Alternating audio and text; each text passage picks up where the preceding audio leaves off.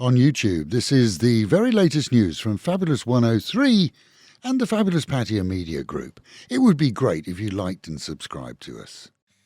Drinkers across Thailand could be facing some pretty hefty fines this week onwards if they break the law changes, as new amendments to the Alcohol Beverage Control Act came into force.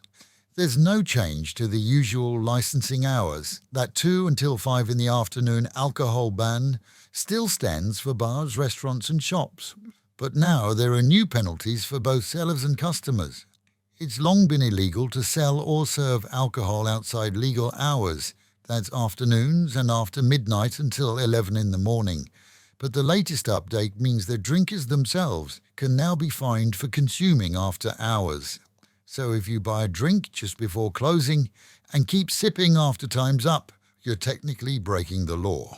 The fines, up to 10,000 baht for drinkers and a staggering 500,000 baht for retailers. Authorities say enforcement will be stepped up immediately. Thailand's cabinet has approved a 5-day New Year holiday, adding Friday the 2nd of January as a special day. This means that the New Year break will now run from Wednesday the 31st of December due to Sunday the 4th of January. Officials say that the extended break is designed to boost tourism, encourage travel and help local businesses bounce back after a very slow season. Down south in Shiratani, police have raided 3 luxury villa projects linked to 2 French nationals accused of running unlicensed hotels and dodging taxes worth close to 100 million baht. Officers seized documents and computers from the sites, 36 villas in total, many rented to tourists, for 5 to 15,000 baht per night. Investigators believe that the pair leased land from Thai owners and failed to pay taxes on daily and long-term rentals. The Revenue Department estimates the losses to the state of nearly 96 million baht. In the north, a tour bus carrying 38 foreign tourists overturned on the Langpang to Chiang Mai highway, leaving more than a dozen injured, 2 of them seriously. The driver told police that he lost control after hitting what he thought was an oil slick on the steep, downhill stretch. Emergency crews treated passengers at the scene, and investigators are checking road conditions. This is a separate crash added to the chaos when emergency response vehicles collided with a pickup truck en route to the scene, injuring several more people and bringing down power lines.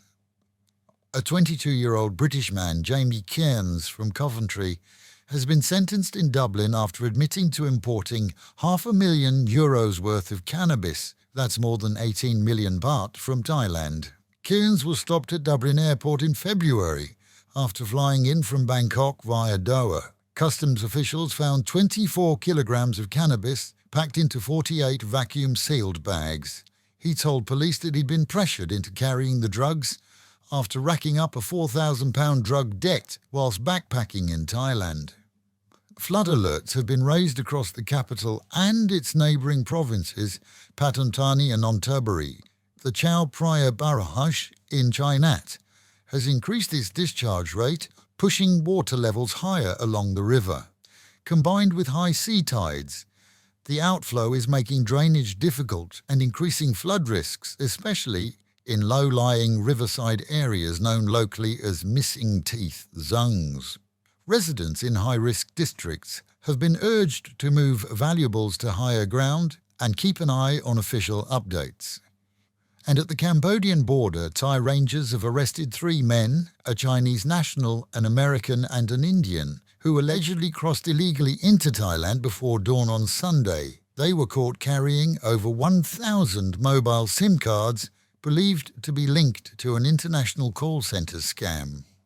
The Chinese suspect reportedly admitted that he was smuggling the SIMs from Phuket to deliver to a Chinese boss based in Myanmar.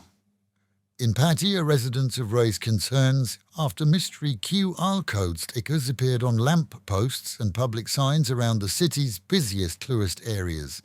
Early checks suggest that the codes link to online groups sharing adult content and other illegal material.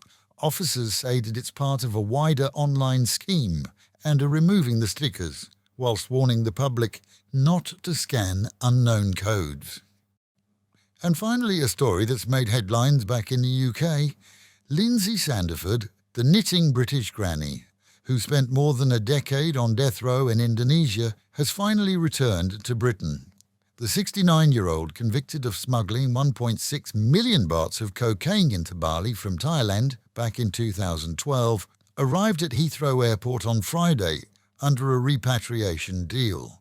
And with the Met Office promising highs today of 30 dropping down to 25, a mostly cloudy and very humid day with thunderstorms in spots in the afternoon, and the real feel at 38.